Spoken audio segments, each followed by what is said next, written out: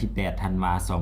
2025 ที่แขวงสารวันกรมประเมินผลและการจัดซื้อจัดจ้างกระทรวงการเงินได้จัดกองประชุมฝึกอบรมเวียกงานการประเมินผลและการจัดซื้อจัดจ้างโดยทุนของรัฐโดยการเข้าร่วมเป็นประธานของท่านบุญถาวรธรรมภัทรรองหัวหน้าแผนกการเงินแขวงสารวันและท่านท้องปักมหาหิงรองหัวหน้ากรมประเมินผลและการจัดซื้อจัดจ้างมีนักวิทยากรจากกระทรวงการเงินและนักสมนกรจากแผนกการเงินแขวงและบรรดาแผนกการอ้อมข้างแขวงสารวันเข้าร่วมกองประชุมฝึกอบรมดังกล่าวได้รับการสนับสนุนโดยโครงการปรับปรุงการคุ้มครองการเงินแห่งรัฐระยะ3จากกระทรวงการต่างประเทศและการค้าออสเตรเลียและสหภาพยุโรปผ่านธนาคารโลกเวียกงานการประเมินผลการลงทุนของรัฐและเวียกงานการจัดซื้อจัดจ้างด้วยทุนของรัฐเป็นเวียกงานที่สำคัญติดพันโดยกงกับการนำใช้งบประมาณของรัฐแนใช้คุ้มครองโครงการลงทุนของรัฐและการนำใช้ทุนของรัฐให้มีความสอดคล้องมีประสิทธิผลมีประสิทธิภาพประหยัดยุติธรรมโปร่งใสสามารถตรวจสอบได้ประกอบส่วนอันสำคัญเข้าในการพัฒนาเศรษฐกิจสังคมของแขวงก็คือแห่งชาติเพื่อเฮ็ดให้การจัดตั้งปฏิบัติเวียกงานดังกล่าวอยู่บนพื้นฐานระเบียบการนิติกรรม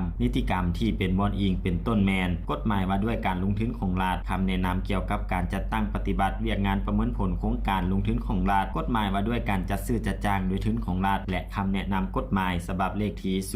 0477/กงลงวันที่13กุมภาพันธ์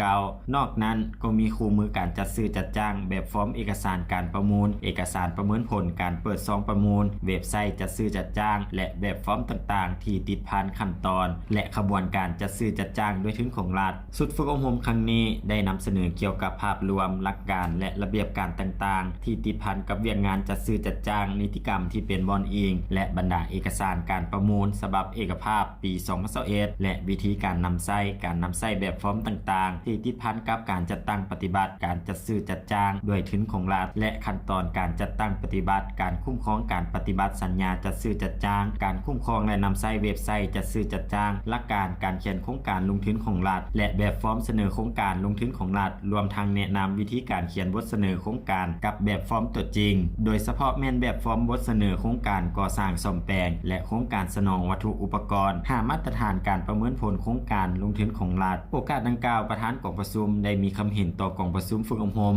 โดยให้เห็นได้ความหมายความสำคัญของเวียกงานการประเมินผลและการจัดซื้อจัดจ้างด้วยทุนของรัฐซึ่งจะเป็นพื้นฐานอันดีให้แก่ทุกภาคส่วนได้นำไปพัฒนาและจัดตั้งปฏิบัติเวียกงานดังกล่าวในขอบเขตความรับผิดชอบของบรรดาแผนกการอ้อมค้างทั้งเน้นให้ตั้งหน้ารับเอาความรู้บทเรียนตั้งคำถามเจาะจิ้มและประกอบคำเห็นด้วยความรับผิดชอบสูงเพื่อนำเอาความรู้และประสบการณ์จากผู้บรรยายนำไปพัฒนาและนำใช้เข้าในเวียกงานตัวจริงอย่างมีประสิทธิผลและเห็นผลประโยชน์สูงสุด